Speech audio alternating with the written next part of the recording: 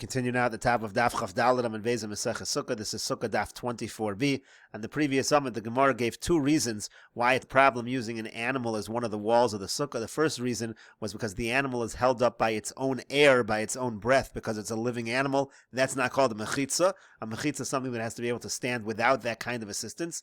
And the other answer was that a mechitza has to be made by people. People can't give life to animals, and so therefore the animal cannot be used as a wall. So the Gemara said, what's the practical difference between the two answers? And the Gemara says the difference, let's say you have a wineskin that is inflated. So in that case, a human is able to create it, but in that case it is being held up by air. As the Gemara here continues, Harei asuya b'dei adam. According to the one who says that it has to be made by people, this is in fact made by people. Rashi over here says, Harei asuya b'dei adam, the ruach zeh b'dei adam ba. This ruach, this inflation of this wineskin that happened through a person who was able to do that, and therefore that is going to be effective according to that man de Amar. And the Gemara continues at the two dots. Amar Mar, the master said what we quoted previously. Mishum Rabbi Yossi Aglili Amru. In the name of Rabbi Yossi Aglili, they say as follows: Afein kosvin olav gitei nashim. You're not allowed to write a divorce document on a living animal. The Gemara says, my time with Rabbi Yossi Aglili. What is the reason of Rabbi Yossi Aglili? The Tanya, as we learned in a Brisa. Sefer, the Torah says when you write the get, it has to be a Sefer Krisus. So, Ein li'ela Sefer, I only know that it has to be written on a cloth. Minayin l'rabbos kol davar. How do you know you can write it on anything? So Talmud Lomar, so it says, v'chosav lo, it says you write it for her. Mikol makom, it can be on anything. As Rashi over here says, it could be on wood, it can be on leaves of olive leaves, it can be on any of those kind of materials. And so the Gemara continues, in Cain, if so, ma Talmud Lomar Sefer, why does the Pasuk say Sefer? If you can write it on anything, it doesn't need to be a cloth. So the Gemara says, Lomar loch, it's to tell you, ma Sefer davar shein bo ruach chayim, just like a Sefer is something that's not alive, ve'eino ochel, and it's not a food, af kol davar shein bo ruach chayim, so too the get has to be written on something that is not alive, ve'eino ochel, and something that is not a food. V'Rabbanan, and the Gemara says, what do the Rabbanan respond to this? Because the Rabbanan presumably hold, you are allowed to write a get on an animal. So the Gemara says, I kosav ba sefer k'amrit. If it would have said ba sefer, then I'd make the same drasha that you're making. Hashla dechsiv sefer, but now that it just says the word sefer without the bays, l'sfiras dvarim bi'al mahudasa, it just means to say sfiras dvarim. Rashi over here explains, hashla dechosav sefer ein ze klaf. The word sefer over here doesn't mean klaf. All the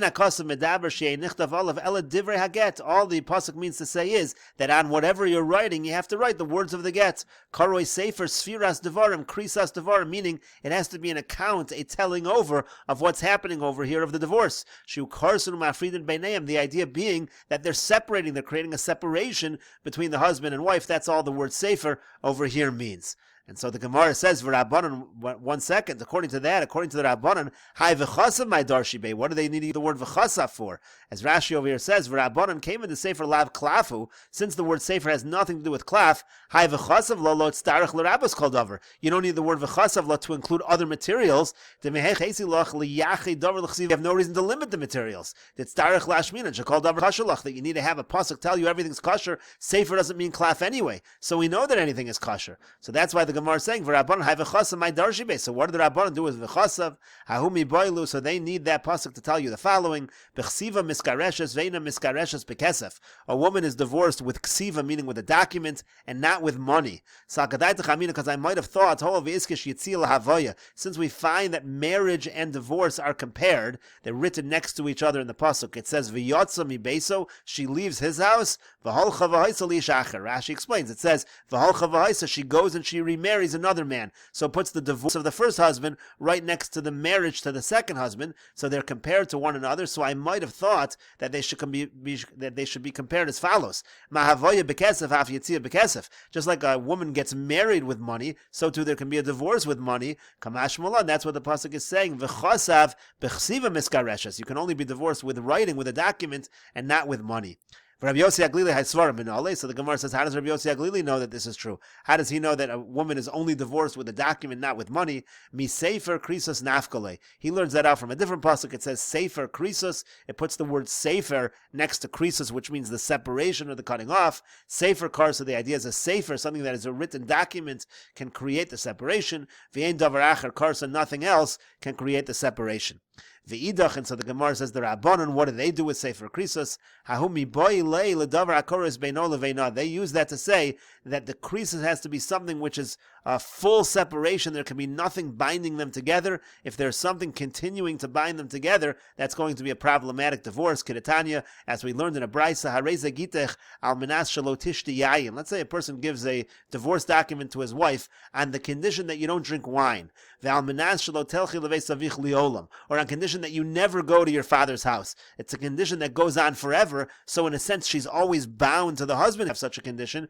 Ein zeh krisus, that is not considered krisus, it's not a real separation, and it's not going to be an effective get, and that's what they're going to learn out from this pasuk of Sefer Krisus, kol shloshim yom. Now if the person makes the condition just for 30 days, harei zeh krisus, then that is going to be krisus, because then after 30 days she's no longer going to be bound to the husband, and therefore it's an effective divorce.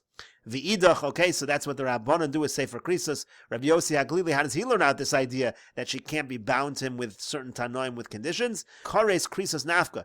So he learns it out from the fact that it says Sefer Krisos, and it didn't have to say Krisos, it could have just said Sefer Kares. So the extra fact that it says Krisos teaches this halacha. V'idach, and so the Rabbanan respond, Kares Krisos lo darshi. They don't darshan Kares Krisos. They don't consider that to be something extra that can be darshaned. And the Gemara continues with the Mishnah, Ha'osas sukaso bein ha'ilonos. If somebody makes a sukkah between the trees, v'ha'ilonos defanos lo, and the trees serve as the walls of the sukkah, ksheira, it is kosher. As Rashi over here says, bein ilonos ba'aretz, meaning the trees are on the ground, v'lo samchalein, he's not resting the sukkah on the trees. Avalhein dof noseh, but the trees are serving as the wall of the sukkah, that it's going to be kosher. And the Gemara says, Amar Rav Acha bar Yaakov, Rav Acha bar Yaakov says, Kol mechitza she'eni yechol l'amod buruch mitzuya eina mechitza. If you have a wall that cannot withstand a normal wind, that's not called a wall. So the Gemara says, Tanan, we learned in our Mishnah, if you're using the trees as walls of the sukkah, ksher, it's kosher. So the Gemara asks, aren't the trees moving back and forth? Isn't that a problem of what Rav Acha bar Yaakov says, that it's not able to withstand the common wind? So the Gemara says, here in our Mishnah we're talking about old trees. They're hard, they're thick, and they don't move around in the wind. But the Gemara says, but what about the branches of the tree? I understand that the trunk of the tree doesn't move around, but what about the branches? So the Gemara says again, like we said previously in a previous daf, the idea being you tie it up with leaves. If you tie down the branches, they're not going to move around. So the Gemara says, but if that's the case, what's the chiddush? If you're going to tie everything down and it's a stable wall, why wouldn't it be good? So the Gemara says, no, you might have thought, maybe we should make a gezerah that maybe he'll use the tree, and of course you're not allowed to use a tree on Yontif, as we said, as Rashi says,